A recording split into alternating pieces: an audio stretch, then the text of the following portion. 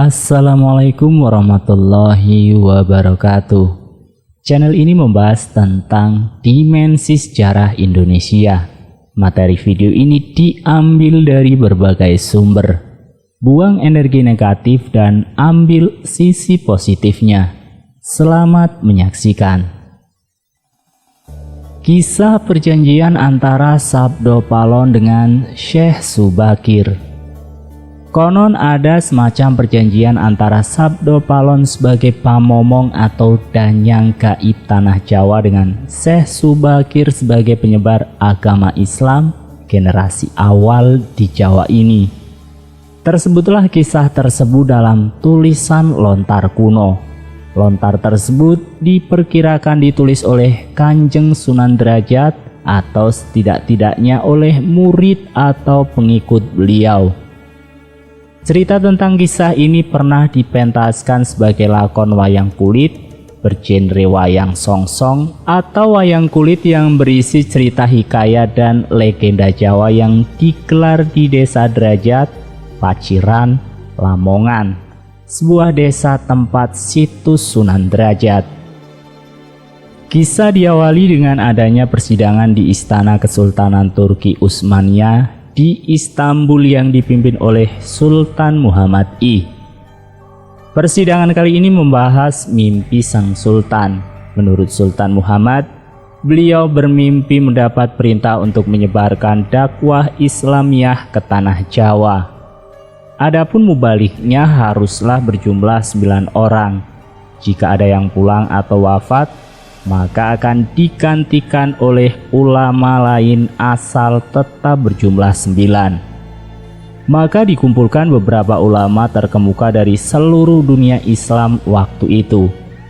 Para ulama yang dikumpulkan tersebut mempunyai spesifikasi keahlian masing-masing. Ada yang ahli tata negara, ahli perobatan, ahli tumbal, dan lain-lain. Titah dari Baginda Sultan Muhammad kepada mereka adalah perintah untuk mendatangi tanah Jawa dengan tugas khusus yaitu penyebaran agama Islam.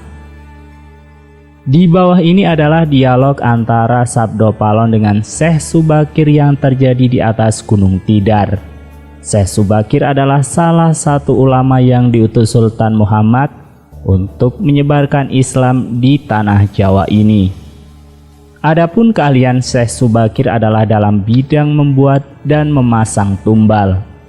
Dialog yang penulis turunkan ini adalah dialog versi imajiner yang penulis olah dari hikayat tersebut dengan bahasa penulis sendiri.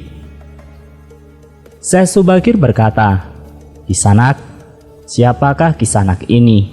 Tolong jelaskan." Sabdo Palon menjawab, "Aku ini Sabdo Palon, pemomong atau pengembala tanah Jawa sejak zaman dahulu kala. Bahkan sejak zaman kadewatan atau para dewa, akulah pamomong para kesatria leluhur. Dulu aku dikenali sebagai Sang Hyang Ismoyo Jati, lalu dikenal sebagai Ki Lurah Semar Bodronoyo. Dan sekarang zaman Majapahit ini, namaku dikenal sebagai Sabdo Palon." Syekh Subakir pun menjawab, "Oh, berarti Kisanak ini adalah danyang tanah Jawa ini. Perkenalkan Kisanak, namaku adalah Syekh Subakir, berasal dari tanah Syam, Persia. Dahajat apa gerangan jeng andika rawuh di tanah Jawa ini?" Jawab Sabdo Palon. Syekh Subakir pun kembali menjawab, "Saya diutus oleh Sultan Muhammad yang bertahta di negeri Istanbul untuk datang ke tanah Jawa ini. Saya tiadalah datang sendiri. Kami datang dengan beberapa kawan yang sama-sama diutus oleh Baginda Sultan." Sabdo Palon pun menjawab, "Ceritakanlah selengkapnya Kisanak, supaya aku tahu duduk permasalahannya." Syekh Subakir menjawab, "Baiklah, pada suatu malam Baginda Sultan Muhammad bermimpi menerima wisik atau ilham. wisik dari Hyang Akarya Jagat, Gusti Allah Zat yang Maha Suci lagi Maha Luhur, diperintahkan untuk mengutus beberapa orang alim ke tanah Jawa ini.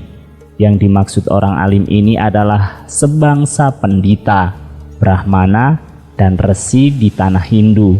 Pada bahasa kami disebut ulama.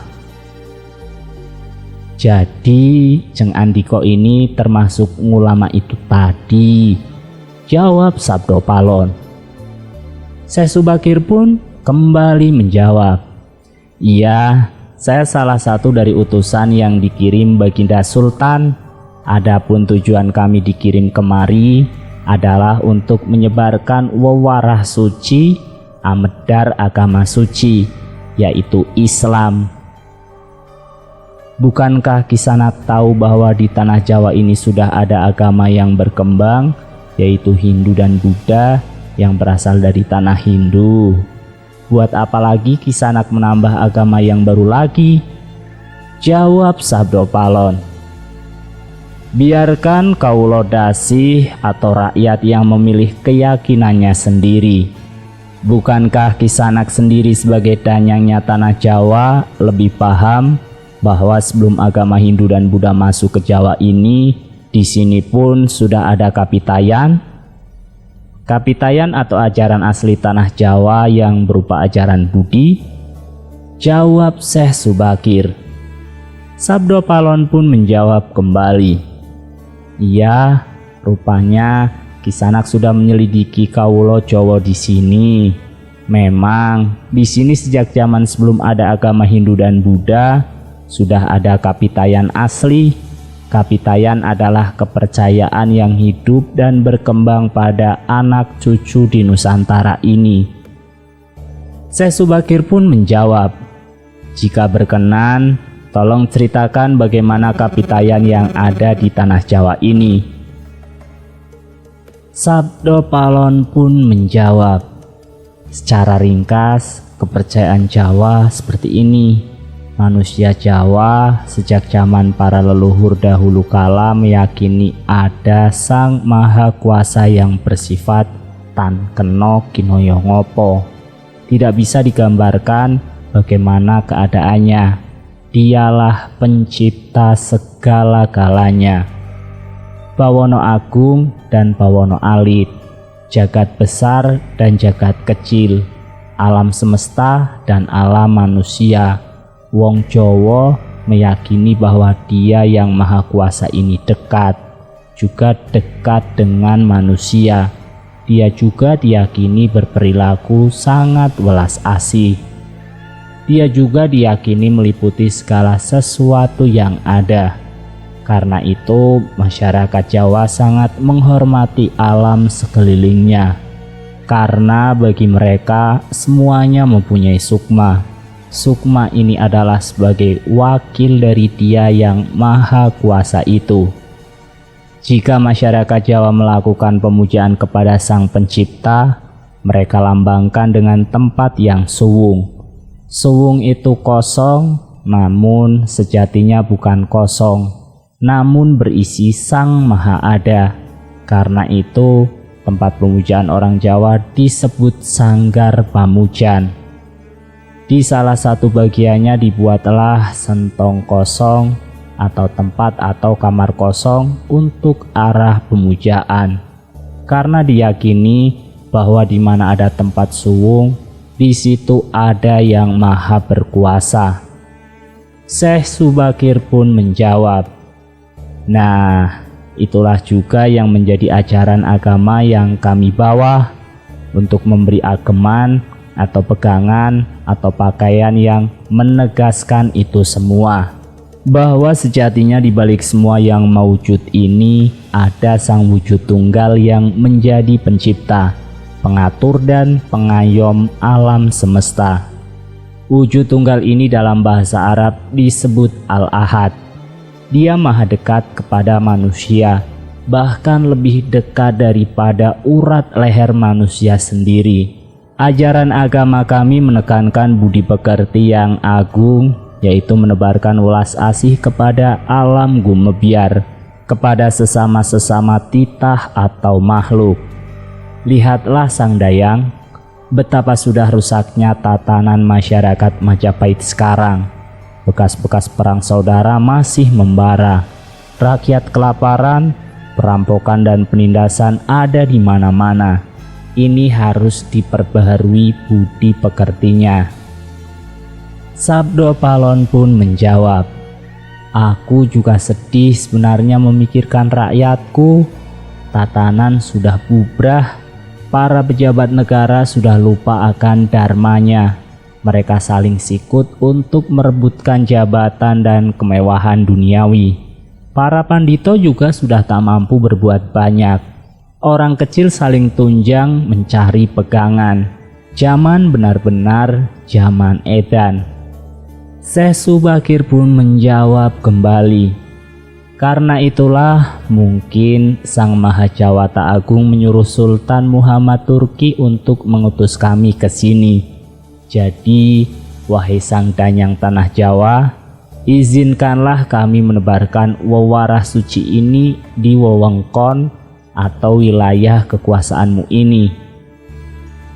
Baiklah jika begitu, tapi dengan syarat-syarat yang harus kalian patuhi, jawab Sabdo Palon. Apa syaratnya wahai Sang Danyang Tanah Jawa? Jawab Syekh Subakir. Pertama, jangan ada pemaksaan agama, dharma atau kepercayaan. Kedua, jika hendak membuat bangunan tempat pemujaan atau ibadah, buatlah yang wangun atau bangunan luarnya nampak cakrak atau gaya Hindu Jawa, walau isi dalamannya Islam. Yang ketiga, jika mendirikan kerajaan Islam, maka ratu yang pertama harus dari anak campuran. Maksud campuran adalah jika bapaknya Hindu, maka ibunya Islam. Jika bapaknya Islam, maka ibunya harus Hindu. Keempat, jangan jadikan wong Jawa berubah menjadi orang Arab atau Parsi. Biarkan mereka tetap menjadi orang Jawa dengan kebudayaan Jawa walau agamanya Islam. Karena agama setahu saya adalah dharma, yaitu lelaku hidup atau budi pekerti. Hati-hati jika sampai orang Jawa hilang Jawanya, hilang kepribadiannya, hilang budi pekertinya yang adiluhung, maka aku akan datang lagi. Ingat itu, 500 tahun lagi, jika syarat-syarat ini kau abaikan, aku akan muncul membuat goro-goro. Jawab Sabdo Palon. Syekh Subakir pun menjawab, baiklah, syarat pertama sampai keempat aku setujui. Namun khusus syarat keempat, betapapun aku dengan kawan-kawan akan tetap menghormati dan melestarikan budaya Jawa yang adiluhung ini. Namun, jika suatu saat kelak karena perkembangan zaman ada perubahan, maka tentu itu bukan dalam kuasaku lagi. Biarlah Gusti Kang Akarya Jagat yang menentukannya. Memang susah untuk mengetahui keadaan, asal-usul atau gambaran kondisi sebuah masyarakat nun jauh ke masa lalu. Semakin jauh ke masa itu, semakin gelap gambarnya. Namun, upaya-upaya ahli sejarah dan lainnya untuk menguaknya patut dihargai. Paling tidak ada sedikit gambaran yang mungkin bisa kita lihat, meski tidak sepenuhnya benar-benar 100%. Beberapa naskah yang beredar mencoba menggambarkan hal itu, seperti dalam Serat Jangka Syekh Subakir. Sampun 9.000 warsa inggih wonten pulo ngriki dedukuh ing Hardi Tidar. Saweg antuk 1000 warsi. Langkung taun puniki Syekh Bakir gawa angrungu.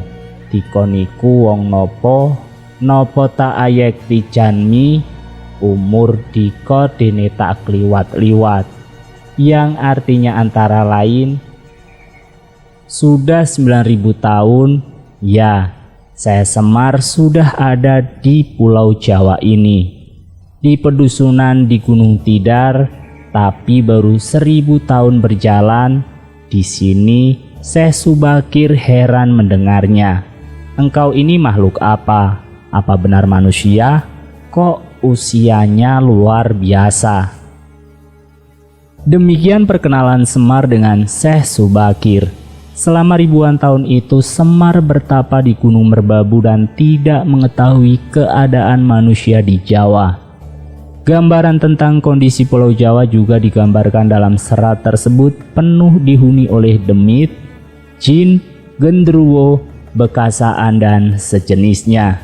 Bahkan beberapa utusan dari negeri Rom sebelum Syekh Subakir dimakan demit atau binadok demit. Dari serat ini ditegaskan bahwa Raja Rom mendapat petunjuk untuk mengisi Pulau Jawa.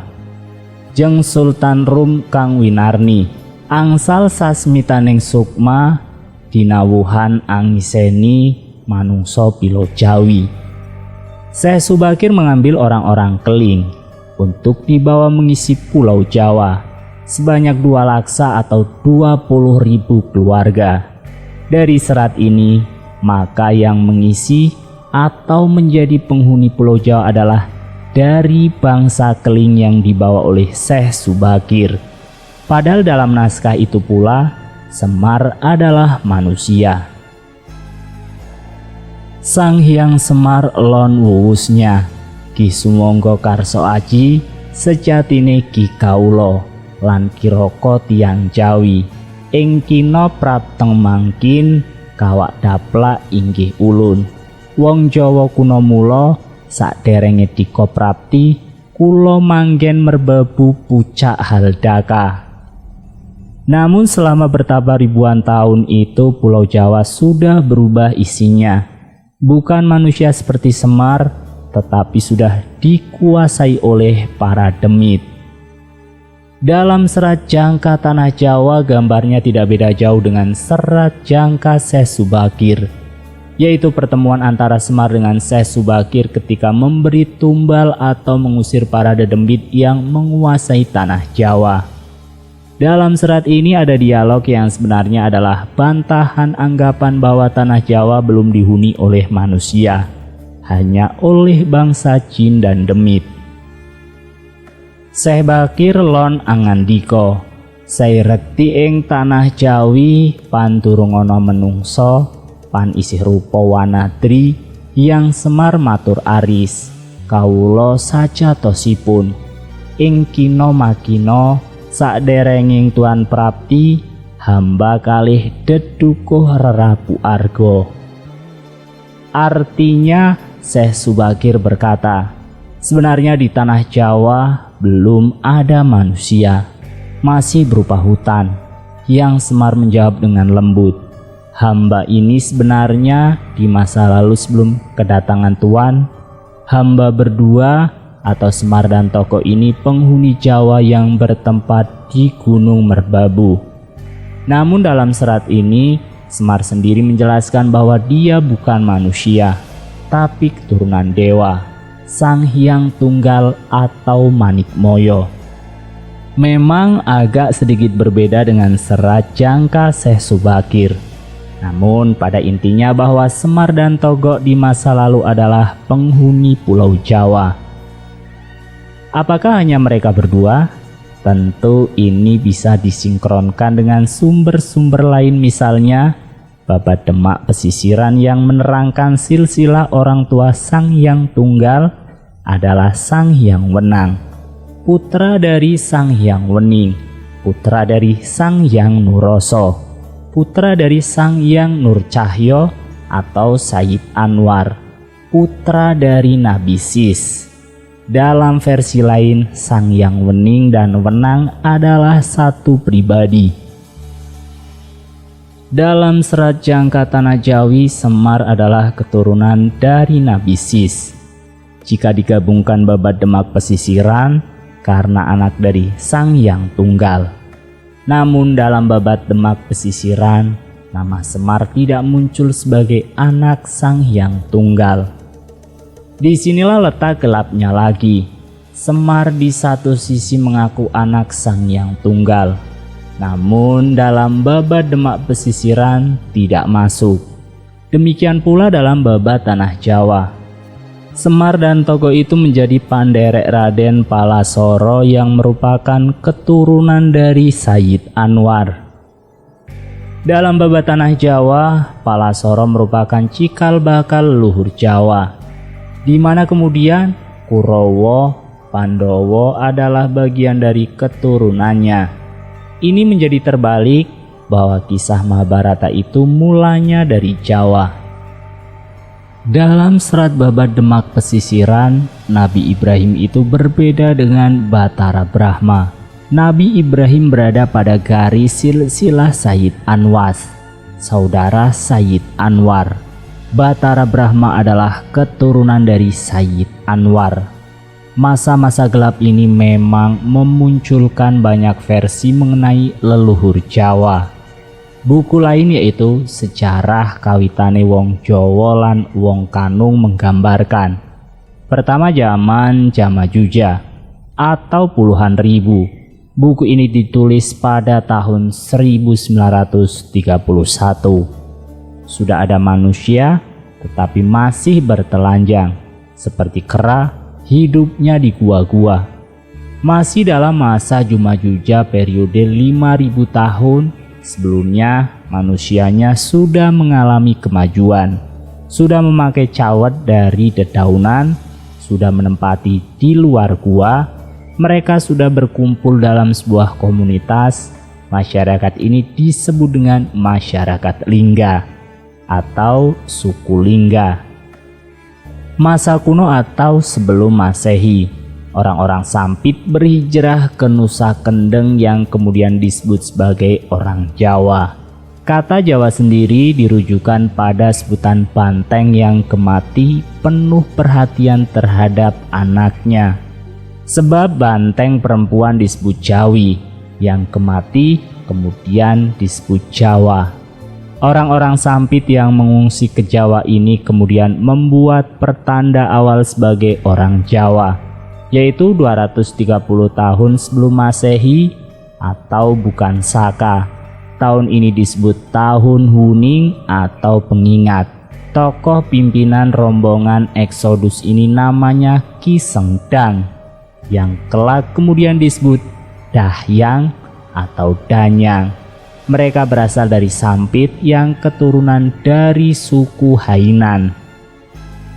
Dari catatan ini maka orang Jawa atau dalam pengertian pendatang baru yang kemati mau menghormati orang Lingga adalah 230 sebelum Masehi. Namun penduduk Jawa asli, suku Lingga kemudian bercampur dan kelak memenuhi Jawa. Dengan demikian mulainya peradaban Jawa itu 230 sebelum Masehi. Karena adanya kebudayaan Hainan yang dibawa, sementara suku Lingga yang masih tertinggal, hidup di gua, hutan dan bergantung pada alam, belum disebut sebagai orang Jawa.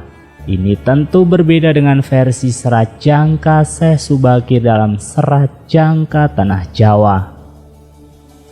Jika kita lihat kedatangan Syekh Subakir di Tanah Jawa dari sumber lain sekitar tahun 1404. Jika berasumsi bahwa sebelum tahun itu di Tanah Jawa tak ada manusianya, maka akan muncul banyak persoalan. Bagaimana dengan kerajaan Singosari, Kediri, dan lainnya yang sebelumnya ada? Tentu membaca Serat Jangka Syekh Subakir dan Serat Jangka Tanah Jawi ini tidak bisa seleterlek ini. Mungkin butuh analisis simbol, semiotik, hermeneutik, dan lain sebagainya agar mendapat pemahaman yang lebih luas. Sebab Serat Jangka itu pesan besarnya adalah mengenai prediksi masa depan Tanah Jawa dalam periodisasi tertentu, bukan membahas asal-usul bangsa Jawa. So, masih terbuka lebar untuk penelitian yang lebih jauh dan mendalam siapa sebenarnya leluhur orang Jawa di masa lampau sekali. Tentu tidak akan ditemukan jawaban tunggal, sebab sebuah masyarakat terdiri dari berbagai unsur, keluarga dan sebagainya. maka akan dimungkinkan banyak versi. Kembali lagi bahwa kata Jawa itu bisa diartikan gemati atau perhatian, menghargai, menyayangi. Jadi siapapun mereka bisa melakukan itu semua di Pulau Jawa ini, akan menjadi leluhur Jawa, entah dia dari belahan dunia manapun. Wallahu a'lam bishawab. Wassalamualaikum warahmatullahi wabarakatuh.